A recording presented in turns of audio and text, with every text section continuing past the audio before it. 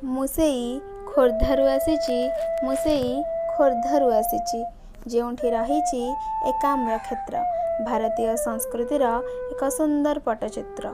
ମୁଁ ସେଇ ପାଇକଗଡ଼ରୁ ଆସିଛି, ମୁଁ ସେଇ ପାଇକଗଡ଼ରୁ ଆସିଛି, ଯାହାର ରକ୍ତ ଭିଜା ମାଟି ସ୍ୱାଧୀନତା ସଂଗ୍ରାମର ମୂକ ସାକ୍ଷୀ। ମୁଁ ସେଇ ଖୋର୍ଦ୍ଧାଗଡ଼ରୁ ଆସିଛି, ମୁଁ ସେଇ ଖୋର୍ଦ୍ଧାଗଡ଼ରୁ ଆସିଛି, ଯେଉଁ ମାଟି କବି ଲେଖକଙ୍କ ଏନ୍ତୁଡ଼ିଶାଳ, ସଚୀ ରାଉତରାୟଙ୍କଠୁ ଧରି ଗୋଦାବରୀଶ ମିଶ୍ରଙ୍କ ପର୍ଯ୍ୟନ୍ତ ଏ ମାଟି ସାହିତ୍ୟ ସାଧକଙ୍କ ମାଟି। ମୁଁ ସେଇ ଖୋର୍ଦ୍ଧାରୁ ଆସିଛି, ମୁଁ ସେଇ ଖୋର୍ଦ୍ଧାରୁ ଆସିଛି, ଯେଉଁଠି ରହିଛି ଚିଲିକା ହ୍ରଦ।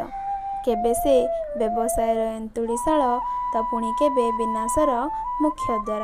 ମୁଁ ସେଇ ଖୋର୍ଦ୍ଧାରୁ ଆସିଛି, ମୁଁ ସେଇ ଖୋର୍ଦ୍ଧାରୁ ଆସିଛି।